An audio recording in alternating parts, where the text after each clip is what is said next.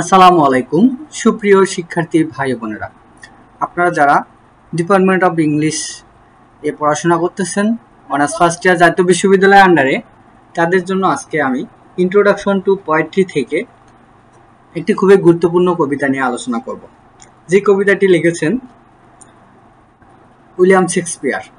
তো উইলিয়াম শেক্সপিয়ারের গুরুত্বপূর্ণ একটি কবিতা হচ্ছে shall I compare thee to a summer's day. এখানে বলতেছে আমি কি তোমাকে তুলনা করব গ্রীষ্মের দিনের সাথে। এখানে উইলিয়াম শেক্সপিয়ার যে বিষয়টি বলতে চাচ্ছেন তার সনেট 18-এর মধ্যে তার বন্ধুকে উদ্দেশ্য করে তিনি কথাটি বলতেছেন যে shall I compare thee to a summer's day. এখানে প্রশ্নবোধক চিহ্ন আপনারা দেখে বুঝতেই পারতেছেন, তার বন্ধুকে বলতেছে যে আমি কি তোমাকে তুলনা করব গ্রীষ্মের দিনের সাথে। তো চলুন বন্ধুরা আমরা একটু সামনে এগোই, দেখি এখানে তিনি কি বলতে চাচ্ছে। তো এখানে তিনি যে মূল বিষয়গুলো বলতে চাচ্ছে তার আমি যদি একটু আপনাকে সংক্ষেপে বলি, শেক্সপিয়ার এর 18 নম্বর সনেটটি তার এক বন্ধুর সৌন্দর্যকে নিয়ে মূলত লেখা হয়েছে। তিনি তার কবির সৌন্দর্য যে গ্রীষ্মকালীন সৌন্দর্যের সাথে তুলনা করতে গিয়ে একটা কথা বলেছেন যে তার বন্ধু গ্রীষ্মকালীন সৌন্দর্যের চেয়েও অধিক টেকসই ও কমন। কারণ হচ্ছে গ্রীষ্মের যে হাওয়া, ঝড়ো হাওয়া রয়েছে, তারপরে ফুলের সুন্দর কুড়িগুলোকে এই হাওয়াটা বিনাশ করে দেয়।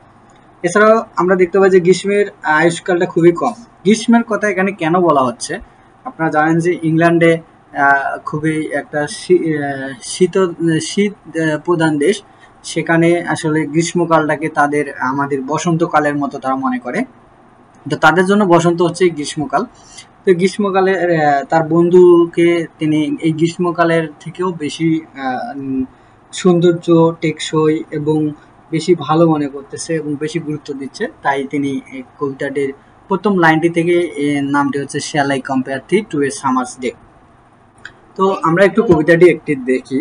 তো এখানে বলা, আমরা কবি সম্পর্কেও দেখবো, আগে কবিতাটি দেখে নিই। এখানে বলা হচ্ছে shall I compare thee to a summer's day, আমি কি তোমাকে তুলনা করবো গ্রীষ্মের দিনের সাথে।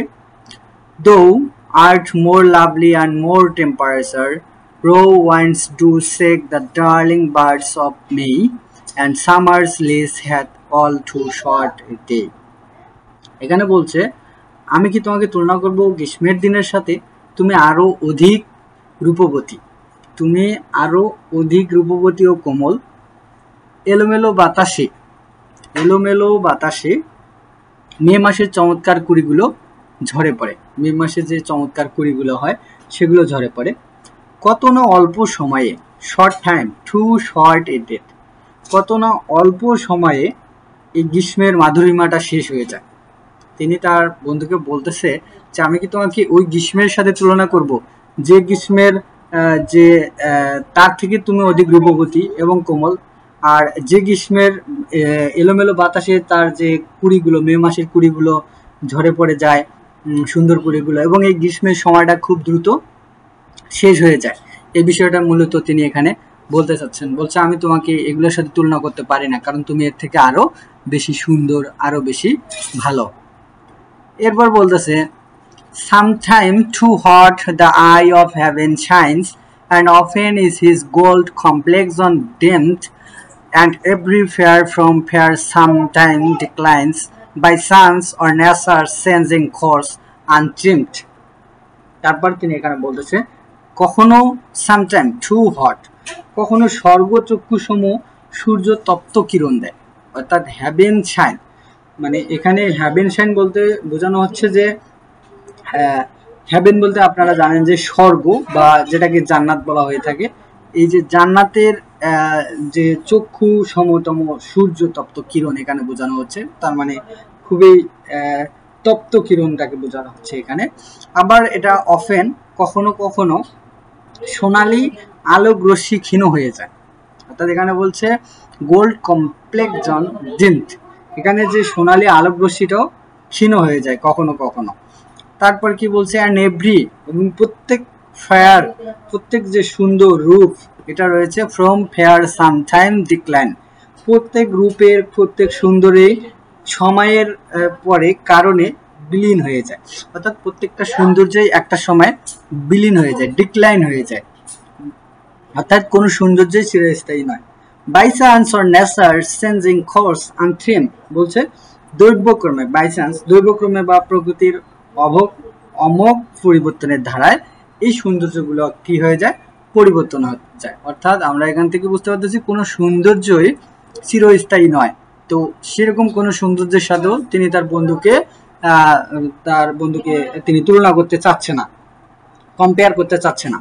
বলতেছে but the eternal summer shall not fade, বলছে কিন্তু তোমার শাশ্বত গ্রীষ্মকালীন মাধুরী কখনো বিবর্ণ হবে না। বলছে তাই বলতে তুমি বলতে এখানে কবির বন্ধুকে বোঝানো হচ্ছে। By eternal summer shall not fade, but তোমার শাশ্বত গ্রীষ্মকালীন মাধুরী কখনো বিবর্ণ হবে না। Nor lose possession of that fair thou ow'st, হারাবে না তুমি অর্জিত সৌন্দর্যের অধিকার। তুমি কখনোই লস করবে না position of that fair thou worst, যে তোমার যে সৌন্দর্যের অধিকার রয়েছে এটা তুমি কখনোই হারাবে না। নর শ্যাল ডেথ ব্রাক দো ওয়ান্ডার্ড ইন হিজ শেড, বা বলছে মৃত্যুও, অর্থাৎ মৃত্যু ডেথ তোমাকে কখনো গ্রাস করার অহংকার করতে পারবে না। বলছে যে তুমি তোমার সৌন্দর্যটা কখনো হারাবে না, তোমার সৌন্দর্যটা শাশ্বত এবং তুমি মৃত্যুও তোমার এই সৌন্দর্যটাকে কখনো গ্রাস করতে পারবে না বা এটাকে মুছে ফেলতে পারবে না। When in eternal lines to time the ghost, এখানে বলছে শাশ্বত কবিতার লাইনগুলো তোমাকে বাঁচিয়ে লাগবে। এখানে এই যে lines to time the ghost, এই যে এই কবিতার লাইনগুলো যতদিন থাকবে তুমি ততদিন, শাশ্বত কবিতার লাইনগুলো তোমাকে বাঁচিয়ে রাখবে, অনন্তকাল বোঝানো হচ্ছে এখানে। এরপর লাস্ট দুই লাইনে কবি যেটি বলতে চাচ্ছেন এটা খুবই ইন্টারেস্টিং এবং খুবই গুরুত্বপূর্ণ এই কবিতাটির জন্য। এখানে বলছে so long as man can breadth, অর্থাৎ মানুষ যতক্ষণ পর্যন্ত মানুষ নিঃশ্বাস নেবে, আর আইস ক্যান সি, চোখে দৃষ্টি রবে, যতক্ষণ মানুষ চোখ দিয়ে দেখবে, সো লং লিভস দিস মানে ততক্ষণ তুমি বেঁচে থাকবে, and this gives life to thee, এবং এটা তোমাকে ততকাল বাঁচিয়ে রাখবে। অর্থাৎ এখানে বলা হচ্ছে so long as man can breathe or eyes can see, so long lives this and this gives life to thee. এখানে থি বলতে ইউ বলতে কবির বন্ধুকে বোঝানো হচ্ছে। অর্থাৎ বলছে যতকাল দেহের হবে প্রাণ, চোখের হবে দৃষ্টি, যতকাল কবিতা বেঁচে থাকবে ততকাল বেঁচে হবে তুমি। অর্থাৎ এই কবিতাটিতে কবি তার বন্ধু সম্পর্কে বিস্তারিত বর্ণনা দিয়ে বোঝাচ্ছে যে তার কবিকে তিনি কোনো কিছুর সাথে তুলনা করতে পারে না, কারণ এই যত সৌন্দর্য রয়েছে সমস্ত সৌন্দর্য এক সময় ধ্বংস হয়ে যাবে, বিনষ্ট হয়ে যাবে, কিন্তু তার বন্ধুর সৌন্দর্য কখনো ধ্বংস হবে না। তো বন্ধুরা আমরা এখন দেখব উইলিয়াম শেক্সপিয়ার। তিনি হচ্ছেন একজন খুবই বিখ্যাত একজন কবি। তিনি শুধু কবি না, তিনি প্লেরাইট, অ্যাক্টর, একই সাথে পোয়েট। তিনি আমরা তার জন্মসাল সম্পর্কে যদি দেখি, উইলিয়াম শেক্সপিয়ার সম্পর্কে আমরা আগে কিছু জেনে নেই। William Shakespeare was an English playwright, poet and actor.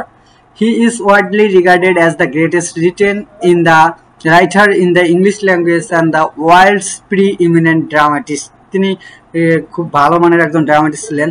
He is often called England's national poet and the bard of Avon, তাকে বার্ড অফ অ্যাভন বলা হয়ে থাকে। আপনারা বিষয়টা খুবই গুরুত্বপূর্ণ, তাই জিনিসটি খুবই মনে রাখবেন মনোযোগ সহকারে।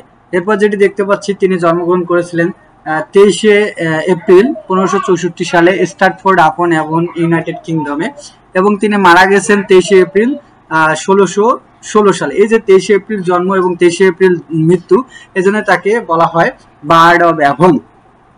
তিনি মারাও গেছেন একই জায়গায়, স্ট্র্যাটফোর্ড আপন অ্যাভন, ইউনাইটেড কিংডম। আপনারা শুধু জন্মসাল এবং মৃত্যুসালটা মনে রাখবেন। Shakespeare works at last 37 place and 154 sonnets and 2 narrative poems. তার আমরা কমপক্ষে 37টি প্লে পাবো, 154টি সনেট পাবো এবং 2টা ন্যারেটিভ পোয়েম পাবো। তো এই যে আমরা উইলিয়াম শেক্সপিয়ার সম্পর্কে বলতে গেলে শেষ হবে না। আমি উইলিয়াম শেক্সপিয়ারকে নিয়ে আলাদা করে একটি ভিডিও তৈরি করব। ভিডিওটি অনেক বড় হয়ে গেছে, তাই আর বড় করবো না বন্ধুরা। আশা করি আপনারা এই কবিতাটি বুঝতে পেরেছেন, এবং যদি ভিডিওটি ভালো লেগে থাকে অবশ্যই আপনারা লাইক, কমেন্ট, শেয়ার করবেন, যাতে করে আমি আরও নতুন নতুন ভিডিও নিয়ে আপনাদের সামনে আসতে পারি। এবং যারা আমার চ্যানেলটিকে সাবস্ক্রাইব করেনি অবশ্যই সাবস্ক্রাইব করে রাখবেন। সবার সুস্বাস্থ্য কামনা করে এখানে শেষ করছি। আসসালামু আলাইকুম। Thanks for watching this video.